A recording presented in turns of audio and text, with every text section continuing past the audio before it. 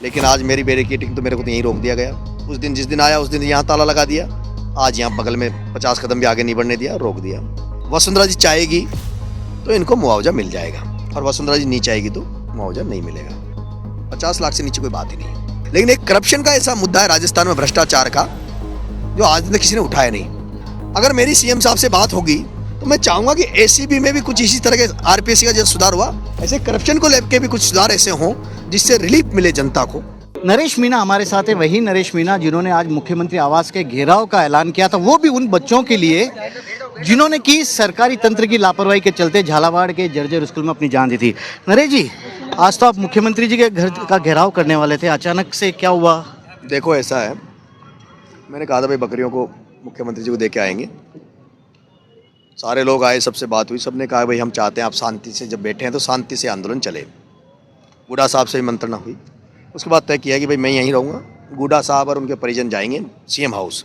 लेकिन आपने देखा होगा इससे पहले जितने भी आंदोलन हुए उनको कम से कम कमिश्नरेट तो जाने दिया गया है। लेकिन आज मेरी बैरिकेडिंग तो मेरे को तो यहीं रोक दिया गया। उस दिन जिस दिन आया उस दिन यहाँ ताला लगा दिया, आज यहाँ बगल में 50 कदम भी आगे नहीं बढ़ने दिया, रोक दिया। लेकिन आपने फोर्स की कंडीशन भी देखी होगी कि किस संख्या में फोर्स लगी है। लेकिन मैंने यहाँ कसम दे के, शपथ दे के लोगों को भेजा था जब जा रहे थे कि भाई किसी तरह का कोई ऐसा ना हो जिससे डिस्टर्ब हो, और आपने देखा कि शांतिपूर्ण तरीके से निमट गया है। कल तक तो आपकी नाराजगी मुख्यमंत्री से थी, लेकिन आज आप वसुंधरा राजे को भी पूरे मामले में बराबर का जिम्मेदार बता रहे हैं, कोई वजह है? वजह यह है सर, अगर ये बच्चे झालावाड़ के हैं, लोकसभा वसुंधरा जी का क्षेत्र है और उनका वो मुख्यमंत्री रही है। अभी मुझे पता लगा कि उस दिन भी पहले मतलब लगा कि सीएम साहब जाने वाले थे वहाँ झालावाड़, लेकिन वहाँ नहीं जा पाए। अगर वसुंधरा जी, मुझे अब फीडबैक है ऐसा, वसुंधरा जी चाहेगी तो इनको मुआवजा मिल जाएगा और वसुंधरा जी नहीं चाहेगी तो मुआवजा नहीं मिलेगा। तो मैं वसुंधरा जी को निवेदन करूँगा महारानी साहब को कि वो इनको मुआवजा दिलवाए। अगर नहीं दिलवाया तो हम कर रहे हैं मदद इनकी, तो मेरे प्राण चले जाएंगे। लेकिन वसुंधरा जी, अगर मेरे प्राण चले गए ना, तो तुम और तुम्हारे बेटे या तुम पोते के लिए, जिनके लिए भी सोचते हो कभी चुनाव लड़ने की लोकसभा में, वो सोचना बहुत दूर की बात हो जाएगा। एक बार तो जाके आ चुकी है, मुआवजा भी दे के आ चुकी है। मैंने कहा ना 50 लाख चाहिए ना, 50 लाख से नीचे कोई बात ही नहीं, 50 लाख से नीचे कोई बात ही नहीं। मुख्यमंत्री जी को आपने एक बोला था कि मैंने कल एक ऑफर दिया था, बहुत बड़ी बात है, क्योंकि नरेश मीणा आमतौर पर इस तरह का ऑफर देते नहीं। आपने ऑफर दिया कि टेबल पर आइए, बात करते हैं अपन, हुई बात? मैं तैयार हूँ सर। नहीं हुई, कल गृह सचिव साहब से, कमिश्नर साहब से, कलेक्टर साहब से बात हुई थी। उन्होंने कहा भाई कोई ज्ञापन, और साहब ज्ञापन नहीं, मेरे तो ये मांगे हैं, ये बातें हैं। और मैं कुछ बातें सीएम साहब के सामने ऐसी रखना चाहता हूँ जिससे राजस्थान का उद्धार हो।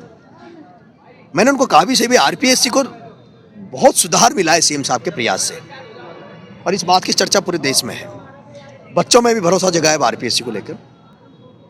लेकिन आरपीएससी की आवाज, आरपीएससी को अच्छा माहौल में वो कर दिया भजन लाल जी ने, लेकिन उसकी मांग बहुत पुरानी थी, मुद्दा बहुत पुराना था। लेकिन एक करप्शन का ऐसा मुद्दा है राजस्थान में, भ्रष्टाचार का, जो आज तक किसी ने उठाया नहीं। मैंने उनको कहा, मुख्य सचिव, गृह सचिव साहब को, महाराज साहब, करप्शन और नशा इस देश की और राजस्थान की सबसे बड़ी समस्या है, कैंसर है। अगर मेरी सीएम साहब से बात होगी तो मैं चाहूँगा कि एसीबी में भी कुछ इसी तरह के आरपीएससी का जैसे सुधार हुआ, ऐसे करप्शन को लेकर भी कुछ सुधार ऐसे हों जिससे रिलीफ मिले जनता को, भ्रष्टाचार पे कहीं थमे। क्योंकि एसीबी तो वो है, जैसे आरपीएससी में जो पदाधिकारी थे, जो वही आरपीएससी को खा गए, वैसे एसीबी को जो भ्रष्टाचार में जो अधिकारी लगते हैं, जो भ्रष्टाचार पकड़ने के लिए, वही भ्रष्टाचारी है। वही झालावाड़ में एक भ्रष्टाचारी अधिकारी पकड़ा गया, माधोपुर में एक जिसको लोगों को भ्रष्टाचार में पकड़ने के लिए लगा रखा, वही भ्रष्टाचार में पकड़ा गया। तो जो खेती बाढ़, वो क्या बोलते हैं, बाहरी खेत को खा रही हो तो फिर खेत की रुखाड़ी कौन करे। तो एसीबी भी की हालत भी बहुत दयनीय है, उसमें सुधार हो। और मुझे लगता है भजनलाल जी अगर इस मामले में कुछ काम करेंगे तो उनकी वाहवाही होगी। जेल में 40,000 लोग रहते हैं, लाखों लोग जेल में आते जाते रहते हैं, जेलों में नरक जैसा माहौल है। अगर भजनलाल जी मेरे से मिलेंगे तो मैं जेल की एक एक चीज़ बताऊंगा। अगर मैं एक एक चीज़ को बताऊंगा और जेल को लेकर अगर भजनलाल जी ने सुधार कर दिया, डीजी जेल, डीजी को सबको बुलाकर, मैं कह रहा हूं उनको लाखों बंदी दुआएं देंगे। 30-40 लाख वोटों का फायदा उनको मिल जाएगा। मैं तो एक्टिविस्ट हूँ आज, मैं तो क्योंकि पार्टी का तो हूँ नहीं किसी का, एज एक्टिविस्ट काम कर रहा हूँ। एक्टिविस्ट की नज़र से मुझे वो देखें। मुझे एज ए एक्टिविस्ट की नज़र से देखें, एक सामाजिक कार्यकर्ता की नज़र से देखें, मुझे एज ए नेता की नज़र से ना देखें। एज ए इसलिए नहीं देखें कि बिरला के खिलाफ है, वसुंधरा के खिलाफ है, प्रमोद जैन भाया के खिलाफ है, धारीवाल के खिलाफ है। मैं तो धारीवाल के भी खिलाफ हूँ, मैं तो भाया के भी खिलाफ हूँ, मैं तो हरीश मीणा के भी खिलाफ बोला, मुरारी के भी खिलाफ बोला, मैं तो कांग्रेस बीजेपी के सबके खिलाफ बोला, डोटासरा के खिलाफ बोला। मुझे अब किसी नेता की नज़र से ना देखकर भजन Lal ji as a activist देखें, ताकि इस राजस्थान की जनता की भलाई हो सके। इतनी सारी बात आपकी सुन ली, फिर ये वाले बच्चों की बात अभी तक वो क्यों नहीं मान? उन्होंने पूरी सुनी है और उन्होंने कहा कि हम पूरा पॉजिटिव, और मेरे को लगा है, इसलिए इतना शांत हूँ। मेरे को लगा है कि शायद मतलब सुनेंगे बात। अच्छा, एक सवाल और, इतनी सारी भीड़ आई है, इतने सारे लोग आपके समर्थक आए, सुबह से भूखे प्यासे भी यहाँ पर थे, कई जगह रोकने की कोशिश की फिर भी आए, ये क्या संकेत दे रही है सरकार के लिए इन बच्चों के लिहाज से, अगर मैं पूछूं?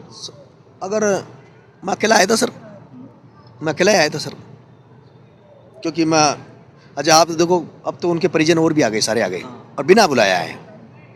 ये जागृति आ गई, जो जागृति में चाह रहा था ना, ये डिब्बा रखा था कि लोग अब आवाज़ बनेंगे वहाँ, अब अन्याय नहीं होगा, अब लोग जाग जाएंगे, अब अपनी आवाज़ को रखेंगे, कहीं अन्याय होगा तो वो लोग आंदोलन भी करेंगे। जो मेरा मन था, एक जीत तो मेरी ये हो गई कि वो परिजन यहाँ आ गए सारे ही। आंदोलन जो है अकेला आया था तो ये स्थिति है, और जिस दिन अगर घायल होकर हॉस्पिटल की जिस दिन फोटो आ जाएगी नरेश की, उस दिन क्या माहौल बनेगा राजस्थान में। जिस दिन मैं हॉस्पिटलाइज हो जाऊंगा, अभी नहीं, मैं अभी लोगों को परेशान नहीं करना चाहता, जिस दिन हॉस्पिटलाइज हो जाऊंगा उस दिन मैं आह्वान करूंगा फिर जनता से कि वो सभी तहसील हेडक्वार्टर में अनशन चालू कर दे। भगत सिंह सेना का आज आपने ऐलान किया, नया नाम दिया अपने संगठन को, राजनीति में भी जाने का कोई इरादा? क्योंकि बहुत सारी पार्टी आपको ऑफर दे रही है, ऐसा नहीं है, और ये संगठन का क्या मकसद मेरा होगा? समय क्या कहेगा, समय और परिस्थितियां तय करेगी। समय परिस्थितियां मुझे कहाँ लेके जाएगी वो फ्यूचर में है। दौरे तो डाल रहे हैं बहुत सारे नेता आप पे, आ जाओ हमारे साथ। नहीं, मेरे पास तो कोई, यहाँ तो मेरे पास कोई आ नहीं रहा, मैं तो अकेला बैठा हूँ सर। गुड्डा साहब आए हैं बस, मनोज न्यांगली जाए, निर्दलीय आ रहे हैं जो बेचारे दम पे, अपने दम पे हैं। एक बात है, इसको गलत मत लीजिएगा, ये सवाल है कि योगा करते हैं आप, मैं कोई वजह से पूछ रहा हूँ। योग ऐसा कहते हैं योग करने से थोड़ा गुस्सा कम होता है, और आपके समर्थक चाहते हैं थोड़ा गुस्सा कम करे तो आवाज ढंग से पहुंच कह जाए। दिया कि भाई अगर गुस्सा कम होता तो योगा चालू कर दूंगा। मैं परेशान हूँ सर, इससे मैं भी परेशान हूँ। आपने बोला भी था पहले दिन, बोला सर था। मेरी आत्मा दुख रही, मैं 4 दिन से भूखा पड़ा हूँ, सुबह से चिल्ला रहा हूँ बहुत तेज तेज, हर चीज़ मेरे को संभालनी पड़ रही है, आप देख रहे होंगे ना। और इतनी क्राउड को कोई और दूसरे और कोई फेस नहीं है हमारे पास।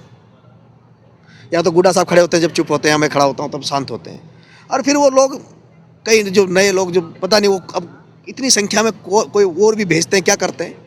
मैं आप 10-10 बार मैं कहता हूँ कोई आदमी उठता नहीं है तो फिर मैं क्या करूँ। मैंने अच्छा मैं करता क्या हूँ, मैं जैसे महिलाओं को बिठा रखा, बुजुर्गों को बिठा रखा। अब महिलाएं बुजुर्ग बच्चे बैठे हैं, उनमें कोई आके फिर मेरे को ठीक नहीं लगता। तो जो आसपास चीजें देखते हैं गड़बड़ वाली तब गुस्सा आता, वरना नहीं। नहीं नहीं नहीं, बिल्कुल सवाल ही नहीं। देखते हो ना आप कितना अभी देखना आज स्माइल आपके देखे, सब यही स्माइल देखना चाहते हैं, इसलिए पूछा। नहीं, ये कहता हूँ मेरे को हंसा हुआ रखा करो, तुम कोई गलती मत करो। करते भी नहीं बेचारे, तो बहुत प्यारे छोरे हैं। तो ये है नरेश मीणा, सभी बात बता रहे थे कि क्यों आंदोलन कर रहे हैं, आगे इनकी क्या इच्छा है, और ये चाहते हैं कि लोग सहयोग इसी तरह से करें, और इसी कारण ये अनशन पर भी बैठे हैं।